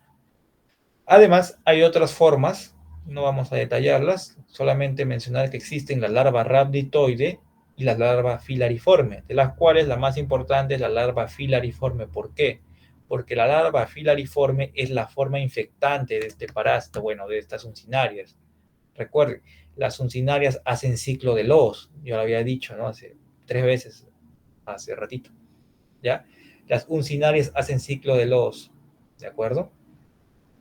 ¿Y cuál es el punto de partida? El punto de partida es cutáneo, ¿ya? Cutáneo. Bueno, primero, ¿dónde habitan las uncinarias? En el intestino delgado, ya no se olviden. Hay estos tres parásitos intestino delgado, ¿ya? Intestino delgado. Y el mecanismo de infección es el contacto con larvas filariformes. ¿Por qué? Porque estas larvitas tienen como una especie de lanceta también en la boquita. Entonces van a estar en el suelo. Recuerden que es un gevelmindo. Las larvas están en el suelo, en la tierra. Por eso es que es muy importante no andar con zapatos, perdón, no andar descalzo, no al revés, no andar descalzo en las zonas desatendidas, o sea, en las zonas de pobreza, ¿ya? Porque estas larvas se encuentran ahí en el suelo buscando el pie descalzo para poder ingresar a ese pie por medio de la sangre, ¿no? O sea, va a ingresar por medio de la piel a la sangre, ¿ya? Entonces, estas larvas, mira, llegan a la piel, introducen en la piel, ¿no? Generan eritema, etcétera. Pero lo más importante que no puedes olvidar es que cuando llegan a ser adultos producen anemia. Es una causa frecuente de anemia. ¿En dónde? En zonas de pobreza, sobre todo en niños. ¿Ya? Porque estos parásitos adultos, las uncinarias, se van comiendo la sangre, son bastante hematófagos. Los glóbulos rojos, no se van comiendo los glóbulos rojos. ¿De acuerdo? Eso en cuanto a uncinarias, no te olvides. Strongyloides estercoralis es muy similar. Los adultos son filiformes, es decir, parecen, pues mira, una hilachita. ¿Ya? Los huevos son similares, no voy a explicar mucho acá. Lo que sí recuerda de Strongyloides estercoralis es que la larva filariforme es la forma infectante también. ¿Ya? La larva filariforme es la forma infectante, acá está. ¿Qué es la larva filariforme? Es como que una hilachita mucho más chiquita, ¿de acuerdo? Que es muy larga, muy, muy larga, pero es bien bastante móvil. ¿Ya? Habita también el intestino delgado, es un gevelminto, ¿no? También entra por vía piel. O sea, estas larvitas también se encuentran en la tierra, ¿no? Buscando algún zapatito, un piecito descalzo, perdón. ¿De acuerdo? Pueden causar prurito, eritema. Y como hacen este ciclo de Loos, recuerden, ellos dos, había dicho, hacen ciclo de Loos. Pueden causar tos, expectoración, porque las larvas están en los pulmones, ¿ya? ¿Listo? Y el dato para el examen es que la hembra adulta es partenogénica. ¿Qué quiere decir esto? Que la hembra no necesita de un macho para reproducirse, claro está. ¿No? La hembra puede reproducirse por sí sola, no necesita que venga el macho y la copule. ¿De acuerdo? Interesante. Finalmente, Toxocara canis es el parásito del gato, ¿no? O sea, sí, perdón, del perro, ¿no? Del perro. En realidad una vez escuché que era el Ascaris lumbricoides del perro, ¿no? O sea, podríamos verlo así. No creo que sea tanto así porque, pero bueno. Toxocara canis son gusanos, miren que sí son gusanos cilíndricos, ¿no? Parecen Ascaris, ¿no? Por eso es que creo que lo dicen así. Pero mira, solo presente en caninos, o sea, no existe adulto en el humano. O sea, si por algún motivo de la vida tú te infectas con Toxocara canis, jamás vas a llegar a ser estadio adulto. ¿Por qué? Porque aquí está ojito, ojito en el cuadro de abajo. En humanos jamás se va a completar el desarrollo de Toxocara canis. O sea, Toxocara canis llega al humano y se peló, pues. Se peló, jamás va a terminar de crecer. ¿Por qué? Porque solo termina de crecer en los perros. ¿De acuerdo? Ese dato es pregunta de examen. Los huevos son redondos, mira, es redondito, ¿no? Con una especie de, medio especie de huevo, como una masa rara dentro, ¿no? Un saco vígero se llama el nombre técnico, ¿no? El saco vígero, así, como una especie de gelatina, ¿no? No van a preguntar sobre esto. ¿Dónde habita? En el intestino delgado. La forma infectante es el huevo larvado, a diferencia de las anteriores. Miren acá la diferencia, ¿no? Acá son las larvas y acá son los huevos, ¿ya? Lo más frecuente es que sea sintomático, ¿ya? En algunos casos puede dar diarrea, uveitis. ¿Qué es uveitis? Uveitis es la inflamación de la uvea del ojo, es decir, puede causar ceguera, en otras palabras, ¿ya? Puede causar ceguera, sobre todo cuando hay varios años. Pero lo más importante que recuerdes aquí es que puede formar granulomas. ¿Qué quiere decir esto? O sea, la larva llega, ¿no? Entonces la larva dice, la larva piensa que está en un perro, porque es su ciclo normal, no debería haber llegado al hombre. Entonces la larva empieza a migrar hacia el músculo, hacia el cerebro, hacia los pulmones, etcétera, ¿no? O sea, cualquier parte. Pero se da cuenta que, oye, esto no es un perro, dice, ¿no? Me he equivocado. Lamentablemente ya no puede salir. Se muere. Se muere a donde ha llegado. Llega al hígado, se da cuenta que no es un hígado de un perro, se muere. Hace un granuloma, se calcifica y se muere la larva, ¿no? Y te quedas tú con tu granuloma ahí, ¿no? ¿De acuerdo? Eso es Toxocara canis. Muy bien, volvemos a la pregunta.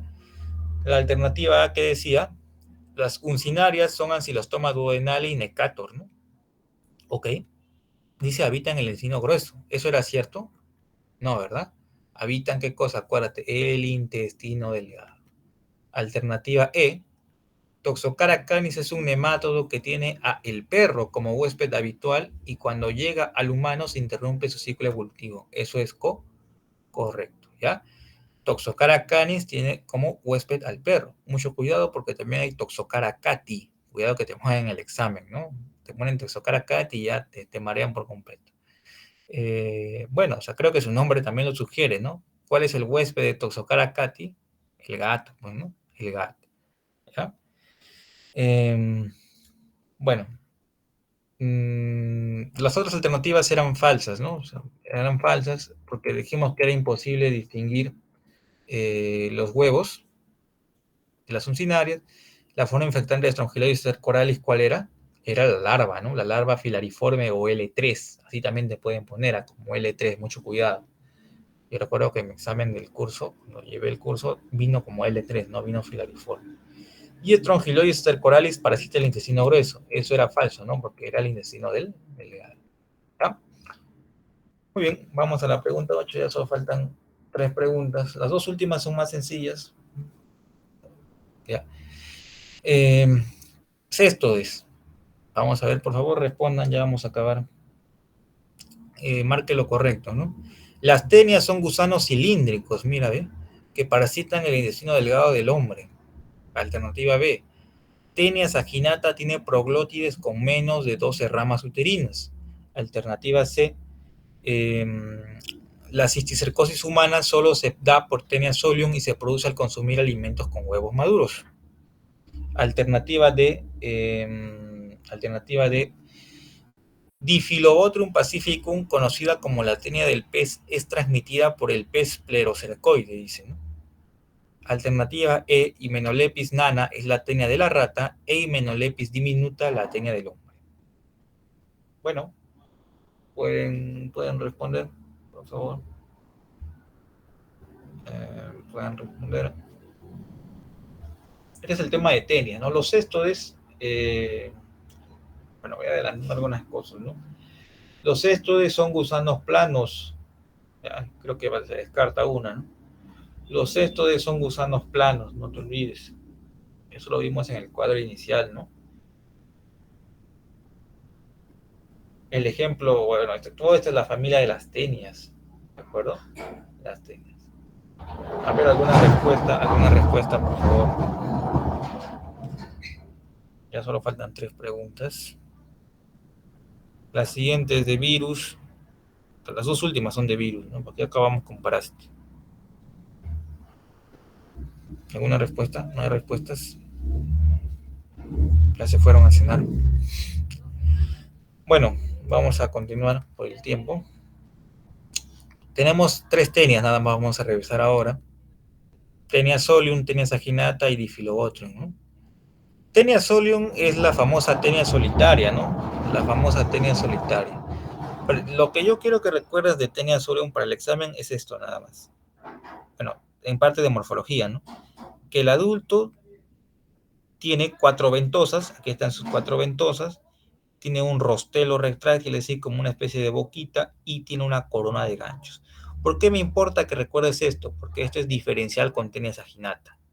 Tenia saginata tiene 4 ventosas, sí, sí tiene, mira, acá están 1, 2, 3, 4, pero no tiene rostelo retráctil y no tiene corona de ganchos. Recuerda eso, ¿de acuerdo? Y los proglótides, ¿qué es un proglótide? Un proglótide es un segmento. Recuerda que los céstodes en el cuadro de clasificación dijimos que eran gusanos segmentados. Cada segmento de una tenia se llama proglótide, es el nombre técnico, ¿de acuerdo? El proglótide Tenia solium, ¿cuántas ramas tiene? De 8 a 12, mientras que la Tenia saginata tiene más de 2. Segunda diferencia. Y la tercera diferencia, menos importante, es la larva. La larva de Tenia solium se llama Cysticerco celulosae, mientras que la larva de Tenia saginata se llama Cysticerco bovis. Creo que esa fue pregunta de uno de tus pasitos. ¿Ya? La forma infectante de la Tenia solium, ¿cuál es? Es el cisticerco. Bueno, en realidad de ambos, ¿no? Es el cisticerco. ¿Ya? Y ambas tenias habitan el encino delgado. ¿Ya? Recuerden que el cerdo es hospedero intermediario habitual de la Tenia solium. ¿Ya? El hombre, a veces, por eso se llama accidental, es el hospedero intermediario accidental de Tenia solium. ¿Ya? Ahora, la clínica es importante. Puede haber 2 cuadros en Tenia solium. El primero es la teniosis. ¿Qué es la teniosis? Bueno, digamos que tú comes un cisticerco, estás comiendo tu parrillada, ¿no? De chanchito, y hay un cisticerco que por ahí no has visto bien, ¿no? Y te lo comes, ¿no? Entonces, ese cisticerco, que es una larva, va a llegar a tus intestinos y va a crecer y se va a convertir en una tenia adulta. Bueno, en realidad la infección por tenia es poco asintomática, ¿no? O sea, incluso puede ser totalmente asintomática, ¿de acuerdo? Sintomatología digestiva inespecífica, ¿no? Diarrea, náuseas, vómitos, dolor, etc. En cambio, mira acá la diferencia. Si tú consumes huevos, o sea, aquí teniosis te daba cuando tú consumías cisticercos, cuando tú consumías larvas. Pero ¿qué pasa si tú de frente consumes huevos? O sea, esto de acá. Este huevo tiene que convertirse en larva. Entonces, la larva va a nacer en ti y la larva se va a ir hacia tus músculos, hacia tu cerebro y te va a causar problemas ahí. Si va al cerebro, se produce la neurocisticercosis humana y se manifiesta por medio de convulsión. ¿De acuerdo? En cambio, la tenia saginata solo hace teniosis, no te olvides. ¿De acuerdo? No hace cisticercosis, dato importante. Finalmente, Diffilobotrium pacificum. Los adultos en realidad no tienen ventosas, perdón, no tienen rostelo, no tienen ¿cómo se llama? Ganchos, ¿no? O sea, nada. Simplemente tienen 2 ventosas llamadas botrios, como dice acá, ¿no? Una a este lado y una al otro lado. Y los huevitos son particulares porque tienen forma ovalada, con un opérculo, que es estas 2 flechitas negras, perdón, ¿no? ¿De acuerdo? Que le permite la salida al embrión cuando quiere salir ya, ¿no? Cuando va a nacer. Pero ahora acá, y lo que venía la pregunta, ¿no? La forma infectante es la larva plerocercoide. Mucho cuidado. Plerocercoide es la forma del parásito. No es ningún pescado, no es ningún crustáceo. ¿Ya? Recuerden que el Diffilobotrium pacificum es la llamada tenia del pez. Los peces tienen Diffilobotrium pacificum. Ya, tu ceviche, ¿no? Bueno, los huéspedes intermediarios son los peces, los crustáceos, etc.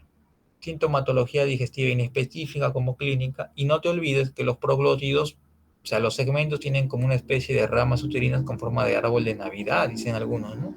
Como un arbolito, como un pino, ¿no? Algo así, ¿de acuerdo? Entonces, vamos a la pregunta.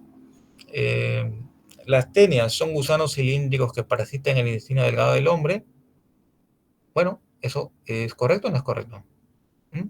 No es correcto, ¿verdad? O sea, intestino delgado sí, pero no son gusanos cilíndricos, ¿ya? Son gusanos planos, son cestos, no te olvides.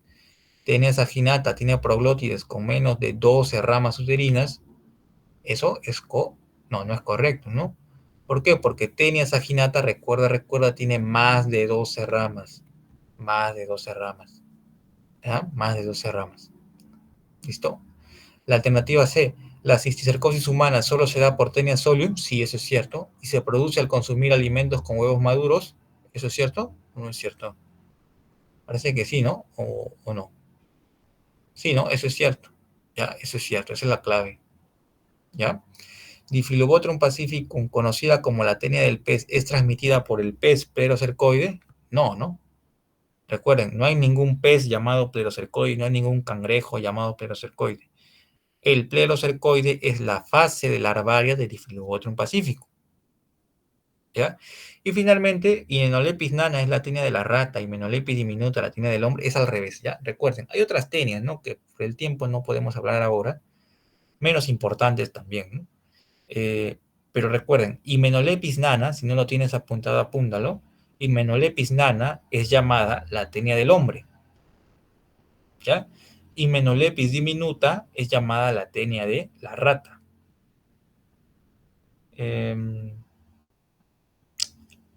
Diphyllobotrum pacificum es llamada la tenia del pez. Y la tenia saginata es llamada la tenia de la vaca. Ya son algunos nombres pues, que se le da a las tenias, ¿no? ¿De acuerdo? Muy bien, vamos a la penúltima pregunta, ya estamos terminando. Eh, Solo falta una pregunta más aparte de esta. De los siguientes enunciados, marque el que considere correcto. Alternativa A, los virus son partículas de solo ARN que parasitan a las células. Alternativa B, el efecto citopático se realiza solo por la presencia de las bacterias. Alternativa C, los edemas son una manifestación clínica frecuente de rotavirus.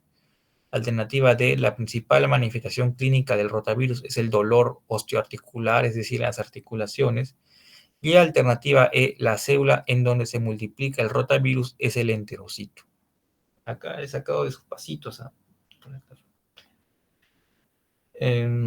Bueno, a ver, un minuto nada más. La pregunta está más sencilla que la anterior, que las anteriores. Acá vamos a repasar rapidito lo que es un virus y lo que es un rotavirus, ¿no? Dicen la A, ok, puede ser. Gracias por responder. ¿Alguno más? Vamos chicos, para terminar ya.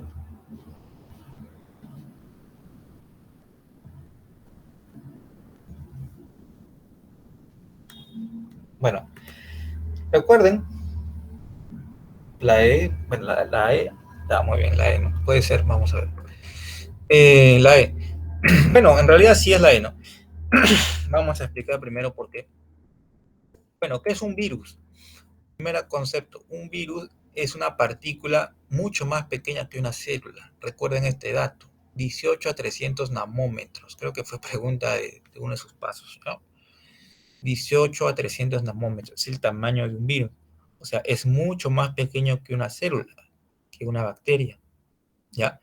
Son parásitos intracelulares obligados. Es decir, un virus siempre debe estar dentro de una célula, si no, no es un virus. Ahí viene otro concepto que es el concepto de virión, ¿ya? ¿Qué es un virión y cuál es la diferencia con un virus? El virión es la etapa extracelular, cuando el virus por algún motivo ha salido de la célula, ¿de acuerdo? Y está inactivo fuera, por eso dice ahí entre paréntesis inactivo, ¿de acuerdo? Los virus son organismos que pueden tener o ADN o ARN, solo uno de los dos, ellos eligen. ¿Quieres tener ADN o quieres tener ARN? Nosotros los humanos, los animales, no tenemos tanto ADN como ARN, ¿verdad? Pero los virus solo pueden escoger uno de ellos. o son ADN virus o son ARN virus, de acuerdo a lo que tienen, ¿de acuerdo? Los virus no están vivos. ¿Por qué? Porque no tienen metabolismo, no tienen la capacidad de generar energía, dependen de sustratos de la célula. Por eso es que ellos siempre deben estar dentro de una célula, ¿de acuerdo? Bueno, acá hay un gráfico de un virus, ¿no? General, yo solo quiero que recuerdes que la forma clásica, ¿no? O sea, es un virus, tiene un material genético que puede ser o ADN o ARN, uno de los dos. Tiene una cápside, ¿de acuerdo? Que puede estar compuesta por carbohidratos, proteínas, ¿no? Y tiene una cubierta, ¿de acuerdo? Que está formada, como dice acá, por glucoproteínas, ¿no? Este cuadro es del Murray, me parece muy práctico. O sea, ADN o ARN, uno de los dos, más proteínas, más menos algunas enzimas, proteínas, etcétera, hace una nucleocápside. Y si a la nucleocápside le agregas una envoltura, se vuelve un virus con envoltura, ¿no? Obviamente. La envoltura que es glucoproteínas con membrana. Eso no creo que venga, pero lo dejo ahí por si quieres repasar. Lo que sí puede venir, porque he visto que está en tus vasitos, es el efecto citopático. ¿Qué es el efecto citopático? Es que lo que pasa es que los virus son tan pequeños, que nosotros por el microscopio que ustedes ven, ¿no? En medicina tropical no lo pueden ver, ¿no? Es imposible ver un virus con un microscopio óptico, ¿no? Es imposible. Tienes que tener otros microscopios más sofisticados. Entonces, lo que hacemos nosotros, o lo que hacen, ¿no? Ustedes, ¿no? Como profesionales de salud próximos, eh, van a aprovecharse del efecto citopático. O sea, si bien es cierto, nosotros no podemos ver al virus, el virus lo que hace es inducir cambios en las células, ¿de acuerdo? Inducir cambios en las células. Por ejemplo, el citomegalovirus, acá está, el citomegalovirus va a causar que la célula adopte una forma como si fuera ojitos de búho. Recuerden, si les dicen las células con núcleo en forma de ojo de búho, es decir, que el virus citomegalovirus está allá adentro. Los cuerpos de Negri, así se llama, ¿no? Son propios de la rabia, mientras que el virus del herpes simple tiene sus propios cuerpos de inclusiones, se les llama, ¿no? CI, cuerpos de inclusiones, ¿ya? Yo no quiero que recuerdes esto, quizás el citomegalovirus sí, la rabia sí, que son los más importantes, ¿no?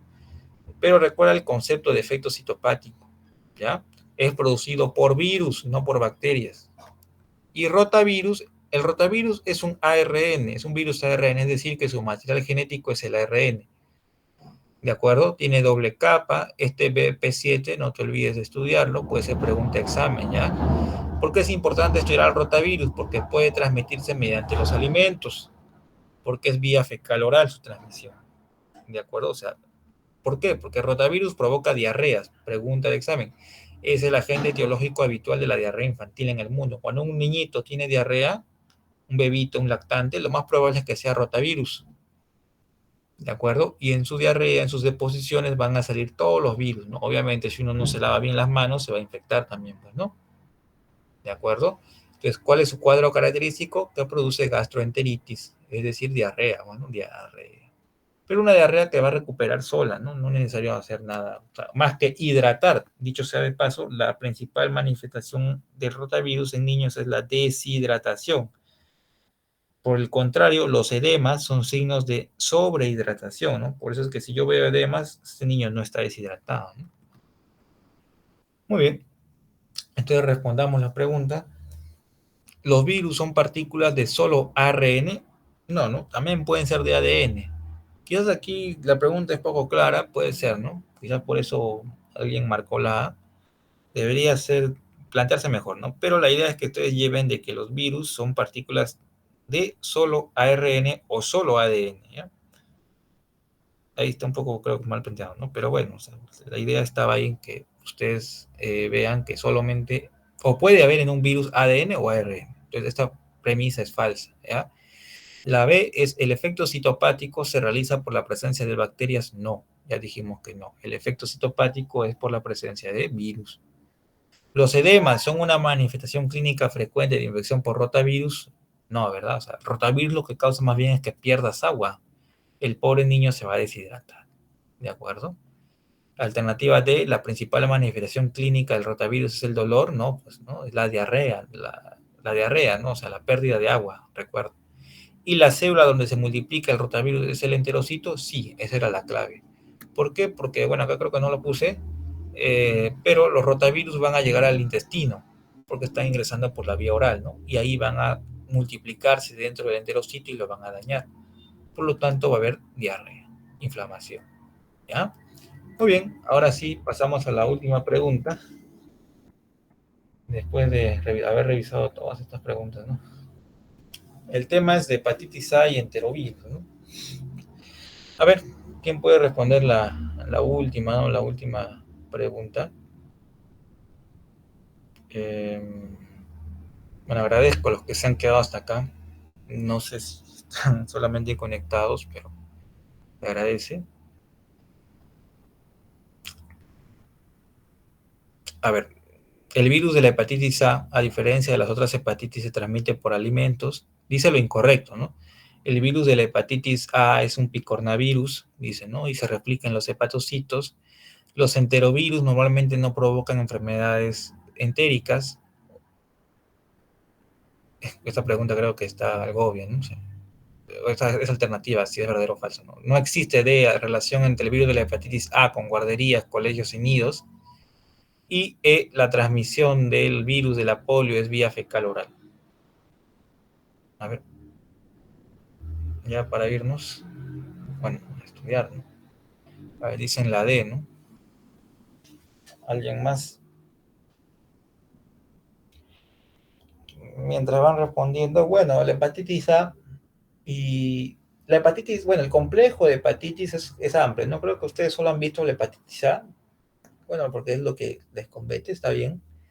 Hay varios tipos de hepatitis, ¿no? Hepatitis A, B, C, D, G y H, ¿no? Hay más hepatitis, ¿no? Creo.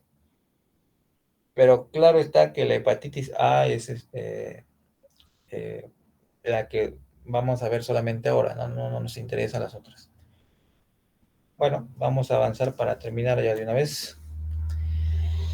Eh, bueno, la hepatitis A, el virus de la hepatitis A, primero es un picornavirus. ¿Qué es un picornavirus? Bueno, el nombre de picornavirus viene de pico, es decir, que tiene zonas puntiagudas, ¿no? Algo así, ¿no? O sea, puntiagudas, picos, ¿no? Y miren acá, curioso, ¿no? O sea, el nombre del virus te da su material genético. Pico RNA. ¿Qué es RNA? ARN, bueno. O sea, es un virus ARN, picornavirus. ¿De acuerdo? Picornavirus. Entonces, con su nombre yo me acuerdo de qué se trata, ¿no? Es un virus con forma de picos, ¿no? Así me haga como un hexágono, ¿no? Con ARN dentro, ¿de acuerdo? Entonces, a diferencia de otros tipos de hepatitis, el virus de la hepatitis A tiene transmisión fecal oral. ¿Por qué? Porque hepatitis B se transmite vía sanguínea, ¿no? Etcétera. Aquí hepatitis A tiene transmisión fecal oral. ¿A dónde va a ir? Hacia las células hepáticas. ¿De acuerdo? No te olvides eso. La epidemiología es que, bueno, el dato epidemiológico a resaltar es que recuerden que los alimentos se contaminan, los alimentos se contaminan, ¿ya? Sobre todo en los niños, por eso es que las guarderías, los nidos, los colegios son foco infeccioso de hepatitis A. Un niño se contagia de hepatitis A, ya todos se han contagiado ya, ¿no? Porque evidentemente los niños no se lavan las manos bien, ¿no? No saben. Entonces, la hepatitis A es un cuadro donde hay fiebre, ictericia, que es la coloración amarillenta, por si no la han escuchado, ¿no? De la piel. Vómitos, náuseas, etc. Esto es poco preguntado, solamente recuerden aquí la transmisión fecal oral, que es un virus ARN, ¿no? Y que tiene cápsula desnuda. Es lo más importante, creo yo, sobre hepatitis A. Y bueno, que los niños pues pueden contagiarse en colegio, ¿no? Muy bien.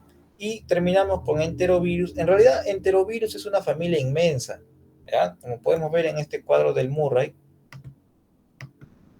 Miren todos los enterovirus que hay, ¿no? O sea, no vamos a hablar de todos, es imposible, ¿ya? Pero también son picornavirus. Entonces, si son picornavirus, son virus RNA, ¿verdad? Son virus RNA. Bueno, mira, tenemos ecovirus, coxsackievirus, poliovirus, miren la temida polio, ¿no? Y virus de la hepatitis A que antes se clasificaba acá, ¿no? ahora lo han sacado, tengo entendido. La transmisión de todos los enterovirus es transmisión fecal oral. Ojito, ojito. Eh, los enterovirus, si bien se llaman enterovirus, no hacen clínica de enterovirus, o sea, no hacen clínica gastrointestinal, ¿ya? No es que por ser un enterovirus uno puede pensar, ah, ya te va a causar diarrea, dolor abdominal, no, no, no, no, no. ¿Por qué? Porque los enterovirus no van hacia el tracto gastrointestinal, aunque parezca contradictorio, ¿no? Eso lo dice el Murray también así. Si no, mira, depende de qué enterovirus sea, algunos van a piel, algunos van a músculo, algunos van a cerebro, algunos van a meninges. ¿De acuerdo? Yo voy a hablar de la polio un ratito nada más. Miren, la polio, ¿hacia dónde va? Hacia cerebro, porque creo que en sus pasitos les preguntaron sobre la polio, ¿no?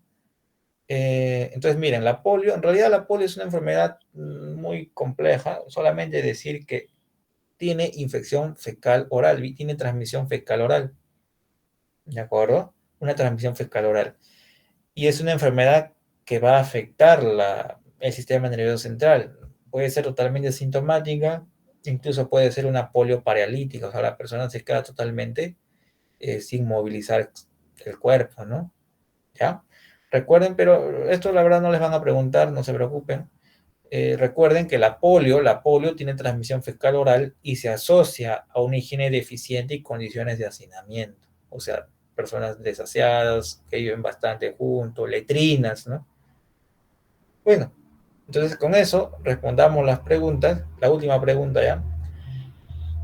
Entonces, habían dicho la D, ¿no? Por allí, ¿no? Entonces sí, ¿no? Es la D, ¿no?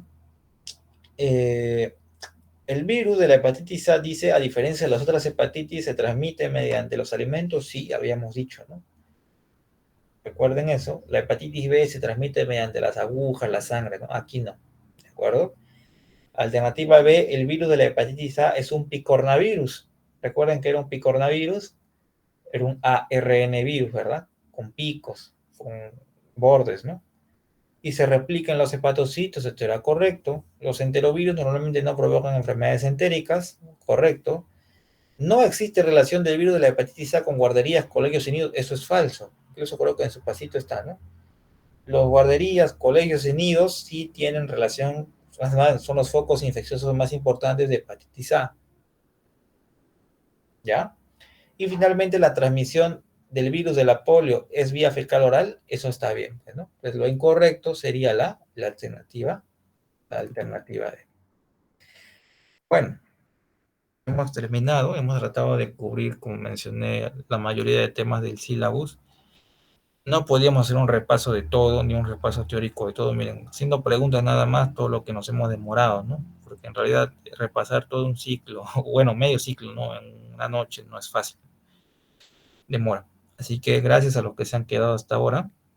Eh, yo no sé cómo voy a hacer con las diapos, me gustaría pasarles, pero necesito a quién le voy a pasar, ¿no? Yo sí les quiero pasar, pero a quién se las voy a pasar, no sé si está el delegado por allí. No, de nada, esa es la idea, poder ayudarnos, ¿no? Así que no sé a quién le voy a pasar las diapos. Tengo entendido que su examen es mañana, así que necesitan las diapos ahorita, si van a repasar ahorita, ¿no?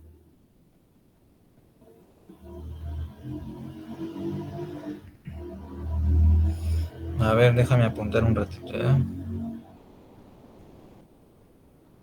Así que, bueno, sí, siempre usan las diapos con sabiduría, pues, ¿no? Es el trabajo de uno. Yo normal, ¿no? Yo no tengo ningún problema en pasar de las diapos, pero siempre úsenlas, pues, con sabiduría, ¿no? A ver, déjame apuntar un ratito el número. A ese número que me lo han pasado, ¿ya?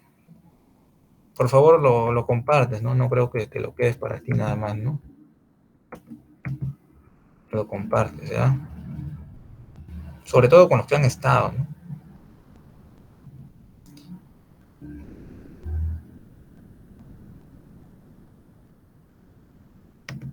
Ya.